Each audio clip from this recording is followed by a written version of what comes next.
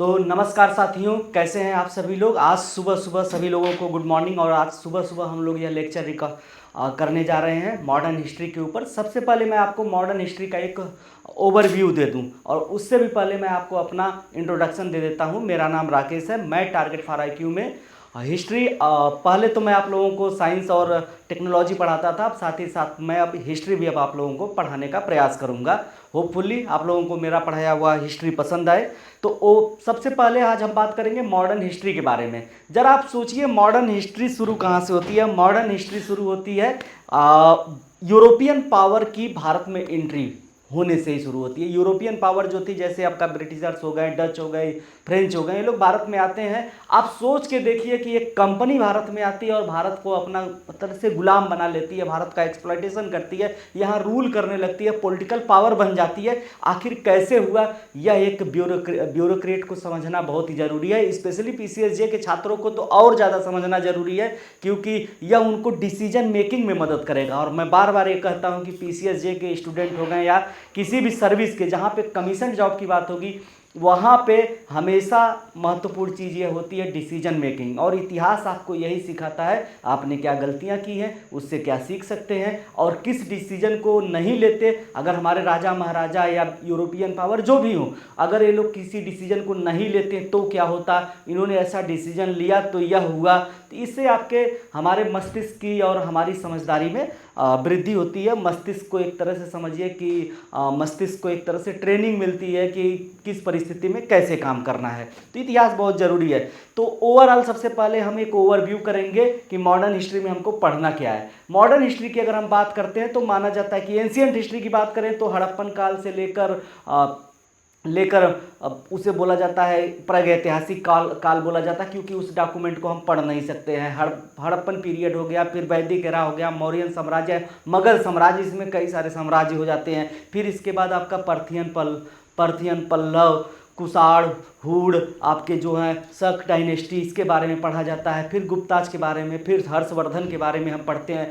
फिर इसके बाद अरब अटैक के बारे में हम बातें करते हैं, राजपूत काल के बारे में पढ़ते हैं। फिर इसके बाद पृथ्वीराज चौहान वगैरह का टाइम आता है, मोहम्मद गोरी का अटैक होता है, भारत तराइन का युद्ध होता है। इसके बाद जो है हमारा दिल्ली पर सल्तनत पीरियड इस्टेब्लिश होता है। सल्तनत पीरियड के बाद फिर देखते हैं वहाँ पे सल्तनत पीरियड में भी कई शासक होते हैं, जैसे कि गुलाम वंश हो गया आपका, फिर इसके बाद आपका खिलजी वंश, तुगलक वंश, सैयद वंश, फिर इसके बाद लोधी वंश, फिर बाबर आ जाते हैं। बाबर जो है डिफीट करते हैं लोधी को, सिकंदर लोधी को। तराइन का पानीपत का पहला युद्ध होता है 1526 में। फिर इसके बाद जो होता है मुगल डायनेस्टी इस्टेब्लिश होती है। लेकिन उसी के बाद एक छोटा सा पीरियड आता है शेरशाह सूरी का, जो मुगल डायनेस्टी को, हुमायूं को फिर डिफीट करके हरा के भगा देता है और सूरवंश की स्थापना करता है। लेकिन उसके बाद अकबर आते हैं, पानीपत का दूसरा युद्ध होता है 1556 में। इसके बाद जो है अकबर इस्टेब्लिश करते हैं मुगल एम्पायर को और बना देते हैं एक बड़ा ही ऑर्गेनाइज और व्यवस्थित भारत की स्थापना करते हैं।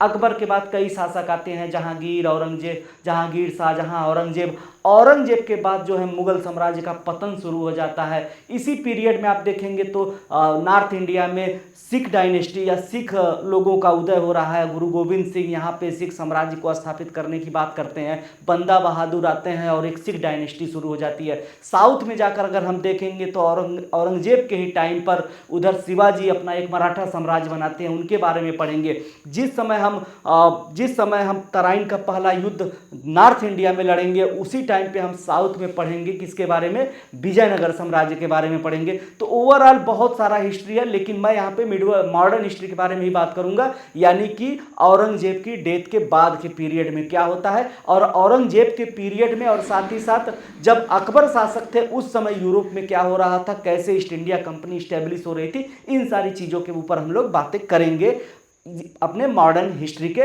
टाइम पर। तो सबसे प्यारा और पहला सा क्वेश्चन पूछा जाता है कि जब ब्रिटिश ईस्ट इंडिया कंपनी की स्थापना हुई थी तो भारत का सम्राट कौन था। तो ब्रिटिश ईस्ट इंडिया की स्थापना होती है 1600 में। तो 1600 में भारत का सम्राट कौन था, अकबर द ग्रेट थे। ठीक है, तो ओवरऑल ओवरव्यू देखते हैं कि कैसे यूरोपियन पावर भारत में एंट्री करते हैं, कैसे प्लासी का युद्ध होता है, कैसे बंगाल पे कब्जा हो जाता है ब्रिटिश पावर का, फिर इसके बाद ब्रिटिश पावर इस्टेब्लिश करती है, बंगाल को ऑक्यूपाई करते हैं, फिर बक्सर का युद्ध होता है, बंगाल बिहार उड़ीसा पूरा का पूरा रीजन, स्पेशली बंगाल का मतलब उस टाइम पे बिहार उड़ीसा, आज का पश्चिम बंगाल और आज का बांग्लादेश, इतना बड़ा एरिया था जिसका कह सकते हैं कि पूरा एशिया से जितना भी एक्सपोर्ट होता था उसका एक बड़ा हिस्सा यहीं से एक्सपोर्ट होता था, जो कि बड़ा ही इंपॉर्टेंट था मतलब यूरोप के साथ एशिया के ट्रेड में। ठीक है, तो ब्रिटिशर्स लोगों ने बंगाल पे कब्जा किया। फिर इसके बाद हम देखेंगे कैसे ब्रिटिशर्स लोगों ने मैसूर को डिफीट किया, एक एक रियासत को कब्जा करते चले गए और पूरे भारत पे कब्जा कर लिया।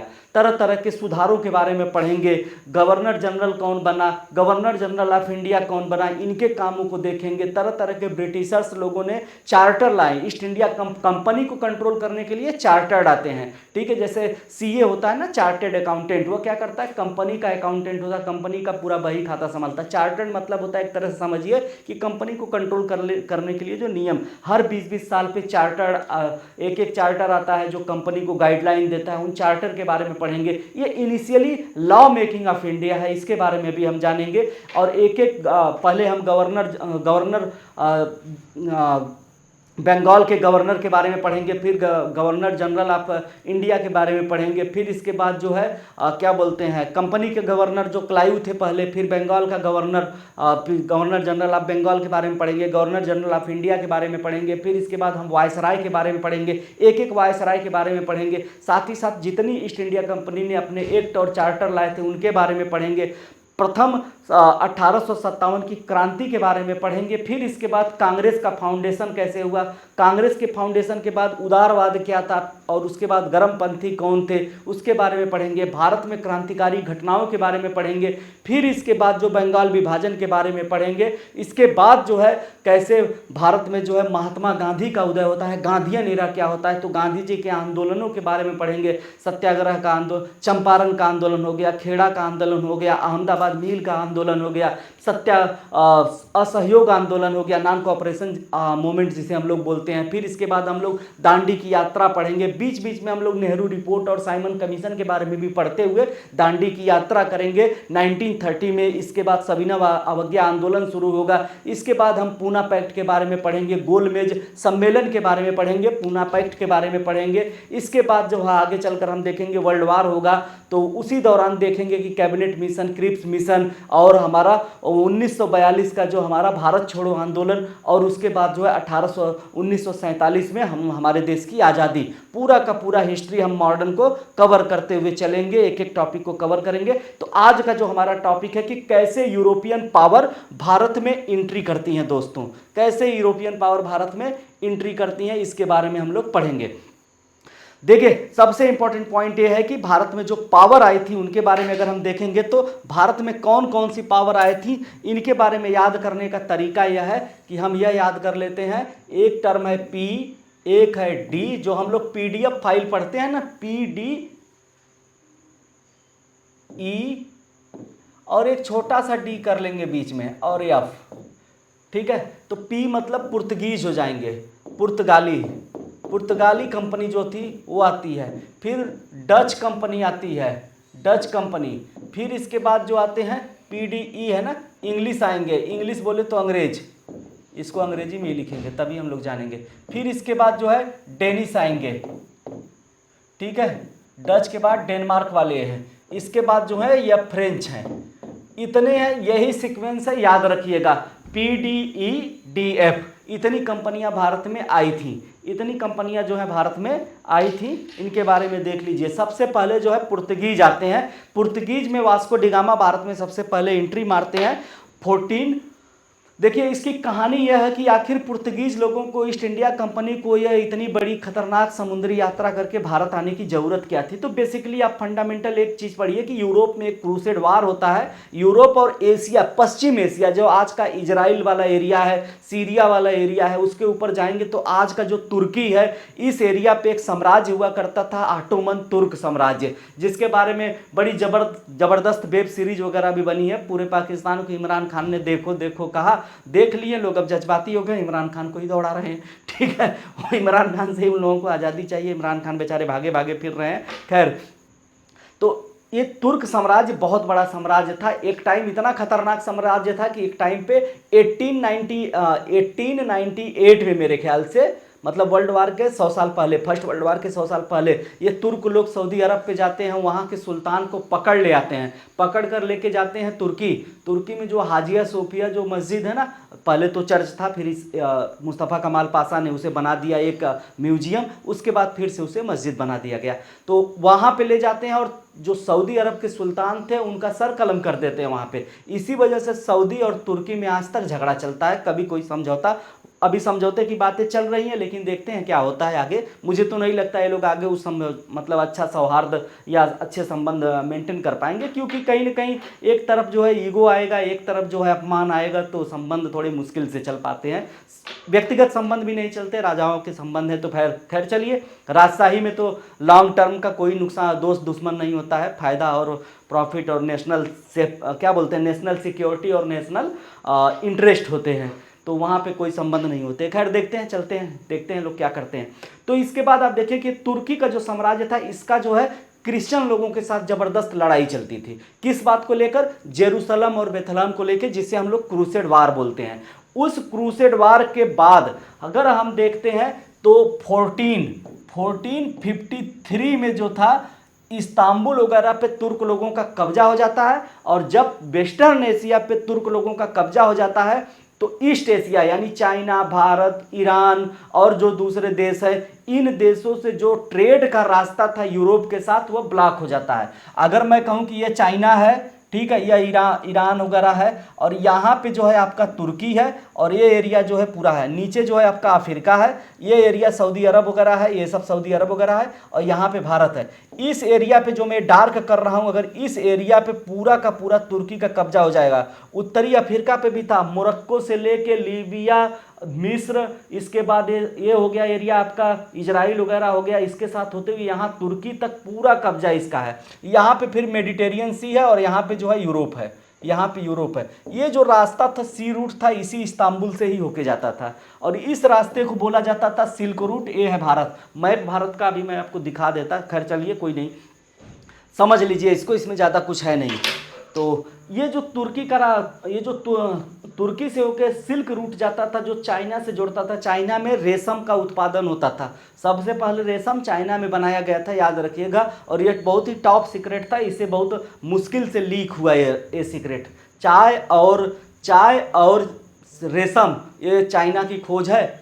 आप पढ़ेंगे तो आपको पता चलेगा, आप ब्रिटिश लोगों ने कैसे एक आदमी को, एक अंग्रेज को भेजा था चाइना, और अपना सर और मुंडवा के चाइनीज टाइप का बन के, और यह भ्रम फैलाया कि मैं चाइना की दीवार के उस पार से आया हूँ, मैं भी चाइनीज हूँ। और उस समय उन लोगों ने उसे अपने चाय के बागानों में मजदूरी करने दिया, और वहाँ से वह चाय के बारे में जानकारी लेकर भाग के इंडिया आया, और तो दार्जिलिंग में खेती करने की कोशिश की गई, फेल हो गया। लेकिन भारत में ही कुछ ऐसी चाय की झाड़ियाँ दिखी, प्रजाति, जो चाइनीज चाय की तरह तो नहीं थी, लेकिन चाय थी। फिर उसके ऊपर इन लोगों ने काम किया, और चाइना ने इंडिया में ब्रिटिश लोगों ने चाय का उत्पादन शुरू किया, और इंडिया को चाय का एक उत्पादक कंट्री बना दिया। ये भी एक हिस्ट्री है। देखिए अब इसके बाद जो है सिल्क रूट, एकदम सिल्क रूट पे जब तुर्की के लोगों का कब्जा हो जाएगा, तब क्या होगा? जब तुर्की के लोगों का सिल्क रूट पे कब्जा हो गया, उसके बाद जो है ये सिल्क रूट ही कंट्रोल में आ गया तुर्कों का। तो इसका यह मतलब है पूरे का पूरा ट्रेड पे तुर्क लोगों का कंट्रोल हो गया। कब हुआ यह होता है हमारा, यह होता है 1453 में। इसके बाद जो था यूरोप और एशिया के बीच में ट्रेड नहीं हो सकता था। जब एशिया और यूरोप के बीच में ट्रेड नहीं हो सकता था, तब इन लोगों के पास से समझ में आया कि अब जमीन का रास्ता तो तुर्क लोगों के कब्जे में है, हम ट्रेड नहीं कर सकते। इसी के बाद यूरोप के लोगों ने भारत को खोजना शुरू किया, जहां से इनको मसाले जाते थे। इलाहाबाद यूनिवर्सिटी में हमारे एक प्रोफेसर थे, उन्होंने क्वेश्चन पूछा था। पहला क्वेश्चन यही पूछा था स्टूडेंट से कि तुम किस चीज़ का बिजनेस करोगे। तो एक लड़के ने बड़े हिम्मत जुटा के कहा, सर गेहूं का बिजनेस करेंगे, क्योंकि रोटी सभी खाते हैं। प्रोफेसर बोले, बेटा तुमको अंबानी से नौकरी मत मांगना, तुमको मार के भगा देंगे सब। गेहूं का बिजनेस करेंगे। एक लड़का बोला सर हम लग्जरी गुड्स का बिजनेस करेंगे, जैसे कि महंगे सेंट हो गए, महंगी ज्वेलरी हो गए। तो उसको बोले बेटा देखो तुम ठीक हो, लेकिन बिजनेस उस चीज़ का किया जाता है। बहुत ही इंपॉर्टेंट बात बताया सर ने, प्रोफेसर सर ने बहुत ही इंपॉर्टेंट बात बताई। उन्होंने कहा बेटा बिजनेस उस चीज़ का किया जाता है जिसकी कॉस्टिंग बहुत कम हो और मार्केट प्राइस बहुत हाई हो, यानी लागत बहुत कम हो और मार्केट प्राइस बहुत हाई हो। यही वजह थी जो यूरोपियन पावर इंडिया में आना चाहते थी, क्योंकि इंडिया की जो काली मिर्च और मसाले थे इंडिया में बहुत सस्ते थे, बहुत ही कम लागत थी उसकी इंडिया में। लेकिन यूरोप में वो 500% पे बिकते थे, 500 गुना, यानी 1 रुपए का यहाँ से काली मिर्च लेकर जाते थे तो यूरोप में वो 500 रुपए का बिकता था। इतना ज़्यादा प्रॉफिट था। और यही प्रॉफिट जो था यूरोपियन ट्रेडर्स को, व्यापारियों को इस चीज़ के लिए मोटिवेट किया कि जाओ कुछ करो, इंडिया को खोजो। नतीजा क्या हुआ, जब इसके बाद ये ट्रेड रूट बंद हो गया तो यूरोप के पावर को लगा कि हमें इंडिया को फिर से खोजना पड़ेगा। कैसे खोजना पड़ेगा? सी रूट के जरिए खोजना पड़ेगा। इंडिया का यूरोप के साथ कॉन्टेक्ट तो सिकंदर के टाइम से भी है, ऐसा नहीं है कि बहुत नई चीज़ है। सिकंदर के टाइम से वो रिलेशन है, जमीन वाले रास्ते से था। जैसे बहुत सारे यूरोपियन लोग आते जाते रहते थे। आप देखिए ना, इटली से एक व्यापारी विजयनगर साम्राज्य आया था, मार्को पोलो बहुत पहले आया था। देखिए बहुत सारे लोग आए हुए थे, ऐसा नहीं है कि खैर इटली से तो बाद में आया, वास्को डिगामा के बाद आया वो। तो बहुत सारे ऐसे ट्रेडर्स आते रहते थे। मोरक्को से वो आया था, क्या नाम था उसका, इब्न बतूता आया था फिरोज शाह तुगलक के टाइम पे, इनके पहले था, वास्को डिगामा के पहले। मोरक्को तो खैर अफ्रीका में पड़ता। तो सी रूट से खोजने वाली जब बात हुई तो लोगों ने भारत को खोजना शुरू किया। इसी चक्कर में जो था कोलंबस जो है 1492 में कहाँ पहुँच जाता है, अमेरिका पहुँच जाता है। और 1498 में जो था वह वास्को डिगामा भारत आ जाते हैं। ठीक है, इस दौरान जो था सबसे इंपॉर्टेंट चीज याद रखिएगा, यही वो टाइम पीरियड है जब भी आपके सामने मॉडर्न शब्द या modern Europe, modern history, modern chemistry, modern physics, modern law, modern society, जब भी ये टर्म आपके सामने आए तो यह मान के चलिए कि ये सब कुछ इसी के बाद हो रहा है। यानी 15वीं 16वीं शताब्दी जिसे हम कहते हैं, यानी 1500 के बाद का जो पीरियड होगा, इसके आफ्टर जो पीरियड होगा वही मॉडर्न कहलाएगा। एक चीज याद रखिएगा, ये चीज जब भी मॉडर्न हिस्ट्री की बात हो तो आप मान के चलिए वर्ल्ड में मॉडर्न हिस्ट्री 1500 के बाद शुरू हो जाता है। ठीक है, आगे चलते हैं, आगे देखते हैं हम लोग यूरोपियन पावर आखिर भारत में आती कैसे हैं। तो सबसे पहले जो पावर इंडिया में आती है वो थी पुर्तगीज। वास्को डिगामा ने खोजना शुरू किया। आप देखेंगे कि अफ्रीका कॉन्टिनेंट जहां पर है, अफ्रीका कॉन्टिनेंट जहां पे है वहां पे नीचे का जो हिस्सा है वह क्या है, वही कहलाता है साउथ अफ्रीका। और साउथ अफ्रीका के नीचे आप देखेंगे तो एक तरफ से हिंद महासागर आता है और उधर से देखें वेस्ट की तरफ से जो आता है वो अटलांटिक ओशन आता है। अगर मैं कहूं ये अफ्रीका है, या अगर अफ्रीका है, ये अफ्रीका है, ये जो है ये अफ्रीका है, अफ्रीका ये है, तो इधर अरब सागर हो जाता है और इधर अटलांटिक ओशन हो जाता है। अरब सागर के नीचे जो ये सब माना जाता है कि हिंद महासागर है। तो हिंद महासागर और अटलांटिक सागर जहाँ पे मिलते हैं यहाँ पे बड़ी बड़ी लहरें उठती हैं। इसी को बोला जाता है केप ऑफ स्टॉर्म। क्या बोलते हैं, केप ऑफ स्टॉर्म बोला जाता है। स्टॉर्म मतलब तूफान होता है। तो ये जो केप टाउन शहर है आपका, जो केप टाउन शहर है साउथ अफ्रीका का, ये टोपी है, यहीं पे है केप टाउन। और इसी के पास जो है हमारा जो हिंद महासागर और अरब सागर मिलता है। दोनों जहाँ मिलते हैं वहाँ बड़ी बड़ी लहरें उठती हैं। हिंद महासागर और अटलांटिक ओशन और इंडियन ओशन दोनों मिलते हैं और यहाँ पे बड़ी बड़ी लहरें उठती थी। इसी को बोला जाता था केप ऑफ स्टॉर्म। स्टॉर्म मतलब होता है तूफान। ठीक है, तो यह तूफान का जो है एक बिंदु था। लेकिन जब वास्को डिगामा ने इसको पार कर लिया और जब इंडिया की खोज हो गई तो इसी पॉइंट को बोला गया केप ऑफ गुड होप। ठीक है, केप ऑफ गुड होप, यानी कि आशाओं का टोपी हो गया है। ठीक है, आशाओं की टोपी हो गई है।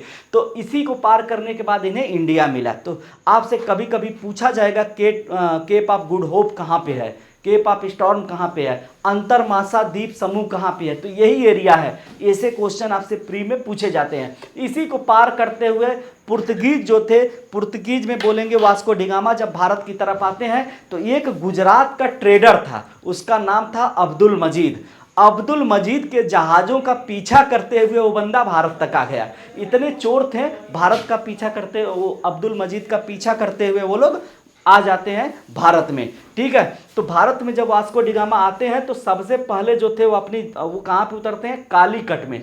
कालीकट के जो राजा थे, राजा जमोरिन थे, उन्होंने उसका स्वागत किया और उसे जगह दिया। और इसके बाद जो है पुर्तगीज लोगों ने सबसे पहले अपनी बस्ती बनाई थी। कहाँ पर अपनी बस्ती बनाई थी? सबसे पहले उन लोगों ने कोचीन में। कोचीन में पुर्तगीज लोगों ने अपनी बस्ती बनाई। इसके बाद जो था वास्को डी गामा के बाद देखते हैं फ्रांसिसो डी अल्बुकर्क आते हैं। अल्बुकर्क जो थे बड़े ही इंपॉर्टेंट शासक थे, यही real founder of Portuguese empire in India थे। इन्होंने कई जगहों को जीता, जैसे मलक्का के स्ट्रेट को जीत लिया। वहां का ट्रेड जो था आपका समझिए इंडोनेशिया, जावा, सुमात्रा, इसका जो ट्रेड था उसको अपने कब्जे में कर लिया, मलक्का को जब इन्होंने कंट्रोल किया। इसके अलावा फारस की खाड़ी के पास एक जगह है हरमुज स्ट्रेट, हरमुज जल डमरू मध्य, उस पर भी कब्जा कर लिया, वहां भी उन्होंने कंट्रोल किया। इसके बाद उन्होंने बीजापुर के साम्राज्य को हराकर वहां इन्होंने गोवा को भी अपने कब्जे में ले लिया। यहाँ पे इंपॉर्टेंट है कि पहली पुर्तगीज बस्ती कहाँ पे बनी थी? कोचीन में बनी थी। इसके बाद दमन, सालसेट, बॉम्बे और कई जगहों पे इन लोगों ने अपना बना लिया। ठीक है, इसके बाद जो फ्रांसिसो डी अल्बुकर्क के बाद जो है पुर्तगीज लोग जो है इस्टेब्लिश हो जाते हैं। इसके बाद एक और शासक आते हैं, वो 1530 में इन लोगों ने गोवा को अपनी राजधानी बना लिया।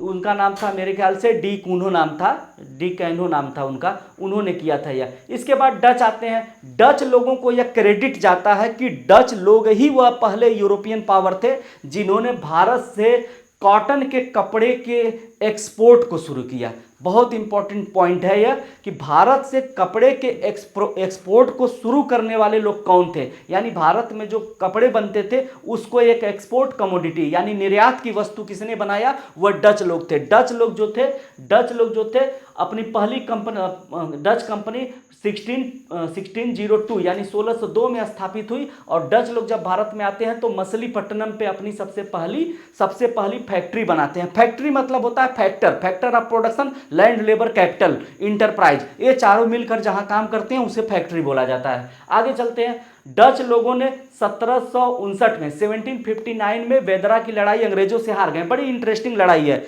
आप देखेंगे प्लासी के युद्ध के बाद मीर जाफर को बना दिया जाता है बंगाल का नवाब। उसके बाद जो था उससे अंग्रेज नाखुश हो जाते हैं, मीर कासिम को बनाते हैं। मीर कासिम जो है बाद में मुंगेर चला जाता है, वहां पे वो अपनी राजधानी बनाता है। फिर बक्सर का युद्ध होता है 1764 में। 1764 में जब बक्सर के युद्ध में 1857 में जब प्लासी का युद्ध होता है तो मीर जाफर जो है वह उसका बहुत ज़्यादा उसके ऊपर दबाव पड़ता है। तो वह कहता है अंग्रेजों को मैं सबक सिखा के स्वतंत्र हो जाऊंगा। इसके लिए वो डचों के साथ समझौता करता है और डचों के साथ जब समझौता हो जाता है तो बेदरा की एक लड़ाई होती है जिसमें अंग्रेज लोगों ने डचों को हरा दिया 1759 में। और इसके बाद जो है पूरी तरह से अंग्रेज लोगों का कब्जा हो जाता है। उसके बाद मीर जाफर को भगा दिया जाता है एक तरह से समझिए। उसके बाद मीर कासिम जो है वह बनते हैं बंगाल के नवाब। फिर बक्सर का युद्ध होता है। फिर बाद में मीर जाफर के लड़के को भी सत्ता दे दी जाती है, वो बात की बात है। ईस्ट इंडिया कंपनी के बारे में बातें करते हैं तो ईस्ट इंडिया कंपनी 31 दिसंबर 1600 को ईस्ट इंडिया कंपनी को महारानी एलिजाबेथ ने चार्टर दिया कि तुम्हें यह अथॉरिटी दी जाती है कि पूरे के पूरे ईस्ट एशिया के व्यापार को तुम ही करोगे, तुम्हारे अलावा कोई नहीं करेगा। यानी इस चार्टर का मतलब यह था कि ईस्ट इंडिया कंपनी जो ब्रिटिश ईस्ट इंडिया कंपनी है, इसके अलावा ब्रिटेन से कोई और कंपनी भारत के साथ ट्रेड नहीं करेगी, इंडिया के साथ ट्रेड नहीं करेगी। विलियम हॉकिंस पहले ऐसे व्यक्ति थे जो भारत आते हैं। और जब यह भारत आते हैं तो इनको भारत आने में लेट हो जाता है। एक्चुअल में यह अकबर से मिलने आते हैं। इसके बाद वह अकबर से मिलने आते हैं लेकिन अकबर की डेथ हो जाती है। खैर चलिए, विलियम हॉकिंस जो थे, कैप्टन विलियम हॉकिंस, इनसे जो क्वेश्चन पूछा जाता था कि इनका जहाज कहाँ पर रुका था, तो सूरत के पास इनका जहाज रुका था। गुजरात में ही आए थे सबसे पहले। इसके बाद यह पूछा जाता है कि विलियम हॉकिंस के जहाज का नाम क्या था। तो विलियम हॉकिंस जिस जहाज से आए थे उसका नाम हेक्टर था। हेक्टर नाम के जहाज से विलियम हॉकिंस आते हैं और इसके बाद जो है यहाँ पर आ जाते हैं। विलियम हॉकिंस आते हैं और ये बेसिकली मिलने तो आए थे अकबर से, लेकिन अकबर की डेथ हो चुकी होती है, तो ये सिर्फ जहांगीर से मिलते हैं। और जहांगीर से कहाँ मिलते हैं यह क्वेश्चन आपसे पूछा जाता है, तो जहांगीर से मिलते हैं अजमेर के किले में। अजमेर का किला भी अकबर ने बनवाया था। अकबर ने कई सारे किले बनवाए थे, जैसे अटक जो आज का पाकिस्तान है वहाँ पे एक किला बनवाया था, लाहौर में एक किला बनवाया था, 2 किले पाकिस्तान में हो गए, फिर एक अजमेर का किला बनवाया था। इसके अलावा जो था आगरा का किला बनवाया, फतेहपुर सीकरी का किला बनवाया और इलाहाबाद का किला बनवाया। इतने किले अकबर ने बनवाए थे। 2 पाकिस्तान में है, अटक और लाहौर। अजमेर आगरा भारत में, फतेहपुर सीकरी भारत में और इलाहाबाद भारत में। ठीक है, तो जहांगीर से मिलने के बाद ये थे। तो इसके बाद जो था इनका काम नहीं बनता है, हॉकिंस को उतना सफलता नहीं मिलती है, बस उन्हें एक थोड़ा सा व्यापार वगैरह शुरू करने के लिए ट्राई करते हैं, लेकिन उन्हें सफलता नहीं मिलती है। 1615 में थॉमस रो आते हैं। थॉमस रो बेसिकली पेशे से डॉक्टर थे, और ये जब आते हैं तो अंग्रेज इनको भी परमिशन शुरू में नहीं मिलती है, लेकिन जब यह जहांगीर के फैमिली में किसी का इलाज करते हैं, तो जब वो पेशेंट ठीक हो जाता है, जहांगीर के किसी बच्चे का किसी का इलाज करते हैं थॉमस रो, तो जहांगीर बहुत खुश होते हैं, कहते हैं इस अंग्रेज को सोने से तौल दो। तो जहांगीर वो थॉमस रो हाथ जोड़ के कहता है, जहां पना आप मुझे सोने से मत तौलिए। सोच के देखिए कि ब्रिटिशर्स इतना आगे क्यों थे। क्या यह डेयरिंग आज के भारत के लोगों में है? मेरे अंदर तो नहीं है, मैं अपनी बात कर रहा हूँ, मेरे अंदर नहीं है कि मुझे कोई सोने से तौले तो मैं कहूँ नहीं मुझे सोना मत दीजिए, मेरे भारत को आप ऐसा, कोई नहीं करता यार। लेकिन इसने क्या बोला? इसने बोला कि महाराज मुझे सोने से मत तौलिए, अगर आप कुछ कर सकते हैं तो मेरे देश को अपने देश के साथ ट्रेड करने का, व्यापार करने की अनुमति दीजिए। आज भी किसी भारतीय को कहा जाए कि आपको सोने से तौला जा रहा है, नेशन फर्स्ट अपनाएंगे, तो शायद ही मुश्किल है कि बहुत कम ही लोग ऐसा करेंगे। थॉमस रो उन बहुत कम लोगों में से एक व्यक्ति था। उसने बस हाथ जोड़ के बोला कि मुझे सोने से मत तौलिए, मुझे बस परमिशन दे दीजिए कि मैं आपके देश के साथ ट्रेड कर सकूं। और जहांगीर ने थॉमस रो को वह परमिशन दे दी, और यहीं से भारतीय इतिहास में एक जबरदस्त बदलाव आपको देखने को मिलेगा।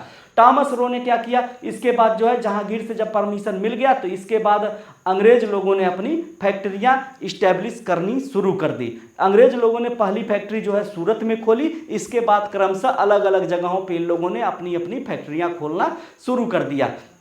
बाद में अंग्रेजों ने मद्रास में फैक्ट्री खोली, कलकत्ता में खोली, कई जगहों पे अपनी फैक्ट्रियां खोली। जहांगीर के बाद औरंगजेब आते हैं। औरंगजेब के बाद जो है 1717 में औरंगजेब के बाद फारुखसियर जब आते हैं, औरंगजेब के बाद फारुखसियर जब आते हैं, तो इन्होंने ईस्ट इंडिया कंपनी को एक बड़ा खास परमिशन दिया, जिसे गोल्डन परमिशन बोला जाता है या गोल्डन परमिट बोला जाता है, या जिसे Magna carta for east India companies भी बोला जाता है। वैसे मैग्ना कार्टा जो था ब्रिटेन में पास हुआ था, वहीं से मॉडर्न लॉ शुरू होता है, वहीं से राजा की शक्तियों पर कंट्रोल शुरू होता है। 1215 में मैग्ना कार्टा शुरू होता है। सबसे पहले आया था मैग्ना कार्टा 1215 में ब्रिटेन में आया था, जिसने राजा की शक्तियों को कम किया और डेमोक्रेसी की शुरुआत होती है। लेकिन ईस्ट इंडिया कंपनी के लिए जो मैग्ना कार्टा था, यानी गोल्डन परमिशन थी, वह किसने दिया था? वह दिया था फारुखसियर ने। इसके तहत जो है कंपनी को मतलब कि एक तरह से बिना शुल्क चुकाए विशेष स्थानों पे ट्रेड करने का अधिकार मिल जाता है। इसके बाद आप देखेंगे ईस्ट इंडिया कंपनी 1717 के बाद आप एक बड़ा इंपॉर्टेंट युद्ध होता है, करनाल का युद्ध, जिसमें मोहम्मद शाह रंगीला को नादिर शाह जब डिफीट कर देता है, दिल्ली को लूट लेता है, तो ब्रिटिशर्स को यह समझ में आ जाता है कि मुगल पावर में अब कोई दम नहीं बचा है, मुगल साम्राज्य में कोई दम नहीं बचा है, अब हमको भारत में एक पॉलिटिकल पावर के तौर पे इस्टेब्लिश होना है। तो 1739 में नादिर शाह के अटैक के बाद ब्रिटिशर्स को यह समझ में आ जाता है कि अब हम भारत में अपनी पॉलिटिकल पावर को इस्टेब्लिश कर सकते हैं, ट्रेड वगैरह चलता रहेगा, लेकिन अब पॉलिटिकल पावर बनना है। इसी के बाद ब्रिटिशर्स लोगों ने 1757 में प्लासी का युद्ध किया और बंगाल के नवाब सिराजुद्दौला को हराया, और उसके बाद बंगाल पे अपना एक कठपुतली नवाब बैठा दिया। किसको बैठाया? मीर जाफर को बैठाया। फिर इसके बाद जो है बक्सर का युद्ध होता है 1764 में, जहां मीर कासिम को पूरी तरह से हरा के, और उसी के बाद ईस्ट इंडिया कंपनी ने बंगाल पे अपना रूल इस्टेब्लिश कर लिया। ईस्ट इंडिया कंपनी ने 1764 के युद्ध में जब हराया था मीर कासिम को, तो मीर कासिम को ही नहीं हराया था, साथ ही साथ एक बड़ी पावर जो था अवध का नवाब, अवध का बहुत ही बड़ा साम्राज्य और बड़ा समृद्ध साम्राज्य था। अवध यानी उत्तर प्रदेश का एरिया, ईस्ट यूपी पूरा कानपुर से कानपुर से अगर पूरब की तरफ के एरिया को देखेंगे, बनारस तक का, बिहार से लगे हुए बॉर्डर तक का, तो पूरा का पूरा एरिया जो था अवध का साम्राज्य था, जिसपे अवध के नवाब शुजाउद्दौला का रूल चलता था। और साथ ही साथ शाह आलम द्वितीय जो थे वह भी हार जाते हैं, क्योंकि इनको भी समझ में आ गया कि क्यों आखिर शाह आलम द्वितीय क्यों जाते हैं। इस दौरान एक और युद्ध होता है, पानीपत का युद्ध 1761 में। 1761 में जब मराठा पावर डिफीट हो जाती है तो शाह आलम को भी समझ में आ जाता है कि अब जो है मराठों में वो दम नहीं है, दिल्ली की प्रोटेक्शन के लिए उन्हें एक अलग एक फेडरेशन बनाने की जरूरत थी। इसीलिए वह बंगाल के नवाब, अवध के नवाब और मुगल साम्राज्य, तीनों लोग मिलकर एक फेडरेशन बनाते हैं। लेकिन लास्ट में बक्सर के युद्ध में ब्रिटिशर्स ने इन तीनों को डिफीट किया और अपनी सुपरमेसी स्टेब्लिश कर लिया। फिर इसके बाद आ जाते हैं डेनिश, जो ईस्ट इंडिया कंपनी को 1616 में स्टेब्लिश किया गया था। पहली बस्ती इन्होंने सेरामपुर बंगाल में स्टेब्लिश किया। फिर इसके बाद जो है ये लोग अपना बिजनेस जो है बाद में अंग्रेजों को बेचकर निकल जाते हैं, भारत में ज़्यादा समय तक नहीं रहते हैं। फ्रेंच ईस्ट इंडिया कंपनी सबसे लास्ट में आई थी, 1664 में आई थी। कोलबर्ट जो थे या लुई 14 जो फ्रांस का राजा था उसके मंत्री भी थे, इन्होंने इसे स्टैब्लिश किया था। इसके बाद भारत में पहली फ्रांसीसी कंपनी सूरत में 1668 में फ्रैंकोइस कैरन द्वारा स्थापित किया गया था और मछलीपट्टनम में भी लोगों ने कारखाना लगाया। वांडीवास का युद्ध जो हुआ था वो बड़ा निर्णायक युद्ध हुआ था। या कर्नाटक युद्ध के बारे में जब हम पढ़ेंगे तब इसके बारे में पढ़ेंगे। इसी युद्ध में ब्रिटिशर्स ने अंग्रेजों को पराजित किया, लेकिन ब्रिटेन और फ्रांस के बीच में एक संधि होती है पेरिस में, जिसके बाद से फ्रेंच और अंग्रेजों में समझौता हो गया और फ्रेंच लोग जो है अपना पौंडीचेरी वाला एरिया जो है, माहिम का एरिया हो गया तमिलनाडु में, ये जो अपना है, आप पौंडीचेरी के बारे में पढ़ेंगे वहां पे, और चंद्रनगर में अपनी सत्ता को लेकर वहीं पे पड़े रहते हैं। समझौता हो जाता है कि अब ब्रिटिशर्स और फ्रेंच नहीं लड़ेंगे। तो ओवरऑल यही ओवरव्यू था। अब इसके बाद जो है ब्रिटिशर्स पावर पूरी तरह से स्टैब्लिश हो जाती हैं। अब एक एक करके हम ब्रिटिशर्स पावर और गवर्नर जनरल के बारे में अगले लेक्चर में पढ़ेंगे। मिलते हैं अगले लेक्चर में हम लोग।